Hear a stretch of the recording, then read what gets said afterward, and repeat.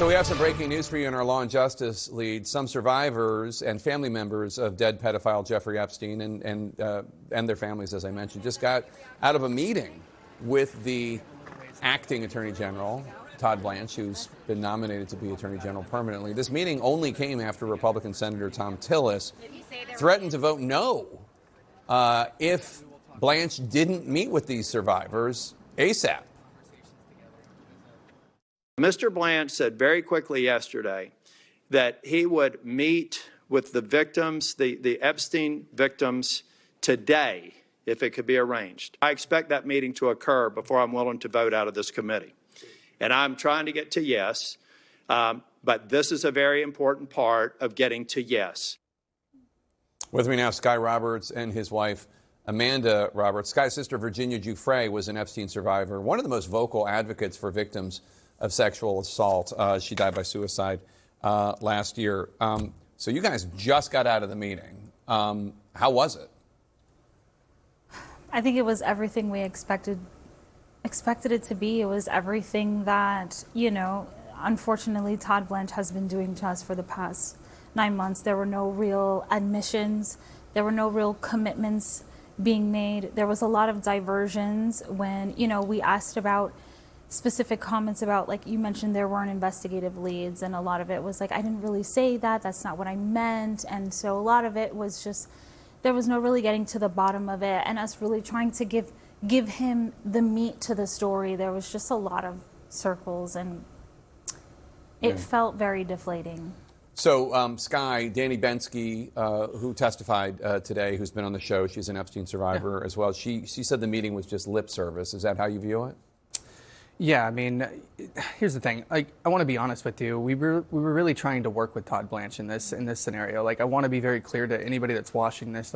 Our intentions were very pure. I wanted to go in there and get substance from him. I wanted, I asked him at one point, I said, Mr. Blanche, respectfully, what is it going to take to get investigative leads? Subscribe that to me. And he said, well, I need testimony and I need evidence. I said, well, let me give you an example. Andrew Mountbatten Windsor, Virginia provided testimony and she provided evidence. Is that not an investigative lead? He said, well, he won't cooperate with me. And he also said that that Virginia's not here, so I can't use that testimony. And so it just felt like he wasn't willing to work with us. But I want to be clear that I'm still willing to work with the Department of Justice to get some sort of exactly what it's called, justice. Mm-hmm. Blanche says the meeting was not all cordial. That's his characterization. Was it uncordial? I don't know if he meant that from our end, obviously, and rightfully so. I think we walked in very, very dissatisfied with him, and we made it very clear that we do oppose his nomination. I think it was his staff's job and his job to make us feel welcome, to make us feel like they were there to provide answers. We've been asking for this meeting, and it felt like he only had it because his hand was forced. So one of the things that's been so perplexing about this as a journalist is these are victims of crimes. And sometimes these crimes of sexual trafficking and rape were committed not just on young women, but on girls, young girls, 13, 14-year-old girls. And I have been looking for just some basic compassion and empathy or sympathy to be expressed. We did not see it when Pam Bondi testified, and she wouldn't look at you guys in the audience. And then when asked about the suffering, she started talking about tax cuts or something. So I understand, I guess, that if you work for the Trump administration, that you're not supposed to publicly express sympathy or compassion for these victims for whatever reason that we can all suspect. But privately, did you get any sense of Todd Blanche, the dad who has a daughter?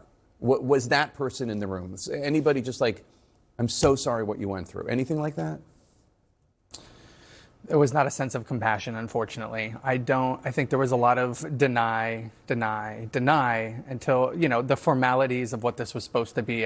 Senator Tillis kind of put him in a position today to have to meet with survivors. Same scenario as when we had to get the Epstein Files Transparency Act passed. When it comes to compassion, I didn't feel that from him. He did whisper in my ear. He's had some personal family stuff happen in his life.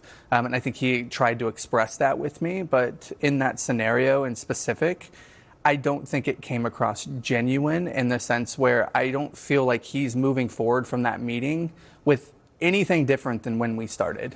He whispered in your ear that people in his family had been victims of assault or something? Specifically, and I just want to be respectful of his own family, but I believe one of his family members had passed, specifically his sister, which I'm sure is public knowledge there, and that he can acknowledge that as a brother, as somebody who's a family member, that's difficult. So I'm sure like in some way he was trying to show some compassion there.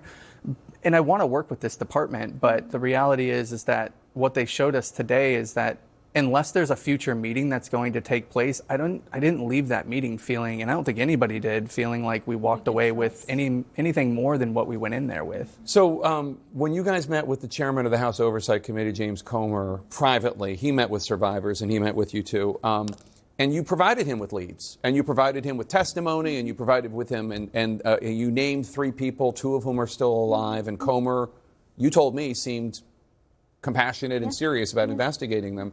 Did those 2 leads come up at the meeting with Blanche? I actually specifically asked about that.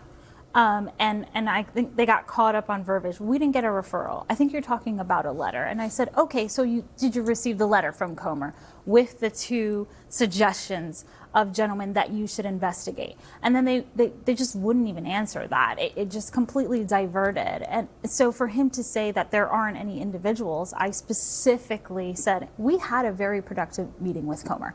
He did show compassion. He did listen. And then after that, he had action. And so at the end of the day, there's this just so much denial. We were so disheartened. We were so disappointed walking out of there. And we expect more from someone who wants to be the Attorney General. We did not walk out there feeling any more confident that we would have him as the Attorney General. So for Senator Thom Tillis, who, if it weren't for him, I think you would agree this meeting would never have happened, right? You agree.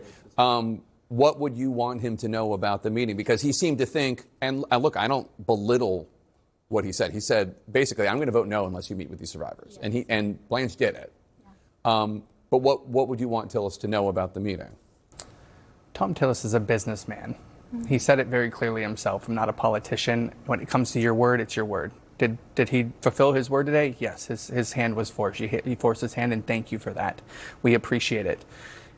What I think what Senator Tillis would have wanted from that was more substance, that something was going to come out of it, that the Department of Justice left the survivors with a feeling that moving forward we were actually going to see an investigation taking place, or at least in some capacity understand what the next steps are going to look like. Mm-hmm. I can tell you wholeheartedly, Jake, that we didn't leave that meeting feeling that way. And so if I'm Senator Tillis, I'm requesting that you meet with survivors again, and that you provide a full report back to the Senate Judiciary Committee to understand what the DOJ is going to do moving forward to actually partner with survivors to go after some of these perpetrators. If that's the goal, we got to do it. Skye and Amanda, every time you're here, every time you advocate so meaningfully and so compassionately and so reasonably and so measuredly, every time you do it, it is such an act of love for your sister.